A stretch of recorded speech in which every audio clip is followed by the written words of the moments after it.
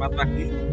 Pada kesempatan kali ini, kami mahasiswa Universitas Widya Mataram, Fakultas Ilmu Sosial dan Politik, jurusan Administrasi Publik kelas sore, akan mengunjungi Museum Sri Sultan Hamengkubuwono IX untuk menceritakan salah satu koleksi museum berupa tari Srimpi Irim-Irim.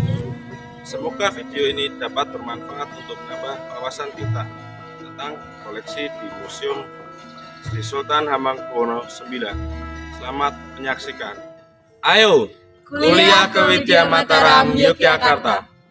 Di dalam Komplek Kedaton Keraton Yogyakarta terdapat bangunan joglo modern berdinding kaca.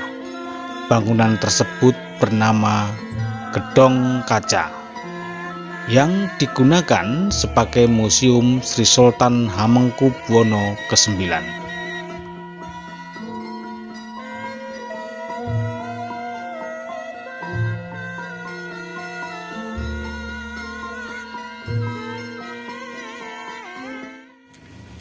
Selamat pagi, saat ini saya berada di depan Museum Koleksi Sri Sultan Hamengkubuwono ke-9.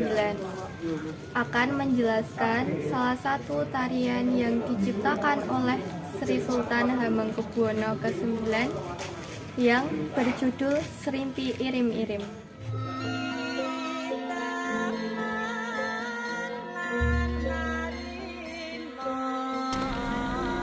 Saat di Museum Sri Sultan Hamengkubuwono IX, kita mengamati terdapat foto tari Srimpi.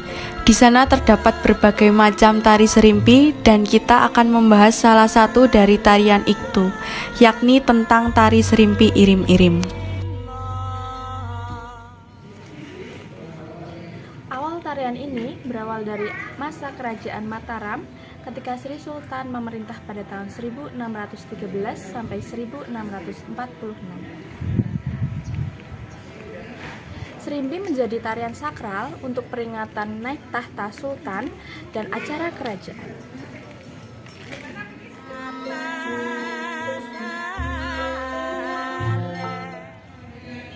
Makna tari Srimpi. Srimpi memakai inti cerita yang dibacakan langsung disebut pemasan kanda. Kanda adalah ungkapan verbal yang berisikan latar belakang pementasan, tujuan diadakan pagelaran, dan ringkasan cerita dari tari Srimpi. Pola lantai tari Srimpi terdiri dari 3 bagian, yaitu maju gawang, tarian pokok, dan mundur gawang.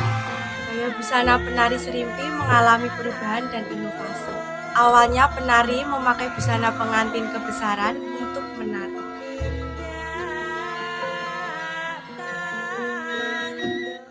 Busana tari Srimpi lalu berkembang memakai kain seredan dan baju tanpa lengan.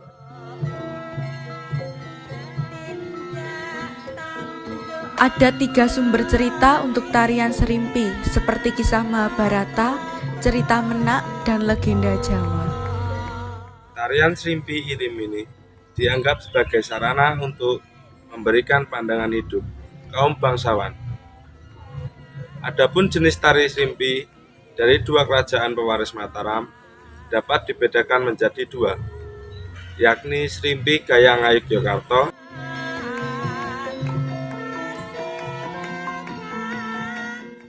dan Srimpi Gaya Surakarta.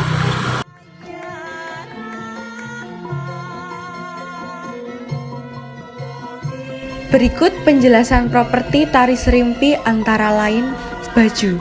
Properti pertama yang wajib ada adalah baju. Penari yang menarikan tarian ini akan memakai baju dengan sebutan dodotan. Baju ini memiliki warna hitam polos dan akan menutupi tubuh bagian atas penari sebatas dada. Selain baju yang disebut dodotan, ada juga properti bernama meka. Meka ini merupakan baju tambahan yang dipakai penari untuk menutupi dodotan. Tampilan meka sendiri tergolong menarik karena sudah ditambah dengan beberapa ornamen menarik. Namun, jika tidak ada meka, biasanya penari akan menggantinya dengan rompi. Selanjutnya ada selendang yang merupakan salah satu properti wajib tarian ini. Komponen selendang ini biasanya akan dipakai penari sebagai pelengkap dan akan dipasangkan di badan. Lalu ada juga properti sanggul yang akan dipakai penari di bagian kepala. Fungsi utamanya masih sama, yaitu untuk memperindah kepala penari. Ada juga properti seperti kepala burung yang akan menghiasi kepala penari. Bentuk hiasan ini akan menyerupai kepala burung kasuari. Sebagai tambahan, ada juga properti centung yang dipakai di bagian tengah kepala. Jadi, properti ini akan diletakkan di bagian atas sanggul penari. Fungsi dari cendung ini adalah untuk memperindah tampilan kepala penari. Kokarde adalah jenis aksesoris lain yang juga dipasangkan di kepala penari.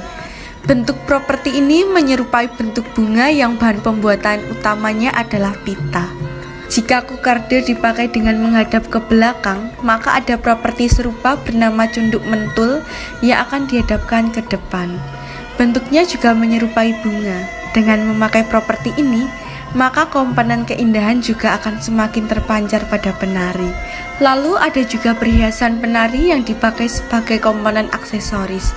Secara keseluruhan, penari akan memakai kalung, gelang, dan anting-anting di badannya. Semua properti ini umumnya memakai bahan logam dan memiliki warna dominan emas. Desainnya sendiri sangat menarik dengan beberapa ornamen dan ukiran. Properti lain yang wajib ada adalah jarik.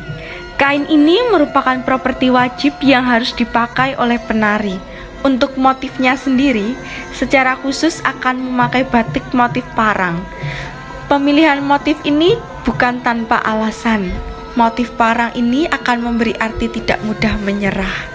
Tentunya hal ini juga tersirat dalam tariannya. Pakaian penari yang tersusun dari beberapa properti tentunya tidak akan terlalu kencang saat dipakai.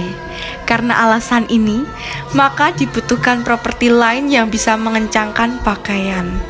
Properti tambahan ini bernama stagen. Komponen ini akan dipasang di pinggang penari dengan beberapa corak mengelilinginya.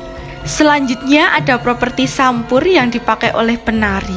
Sampur ini adalah kain memiliki warna mencolok dengan tambahan payet unik di dalamnya.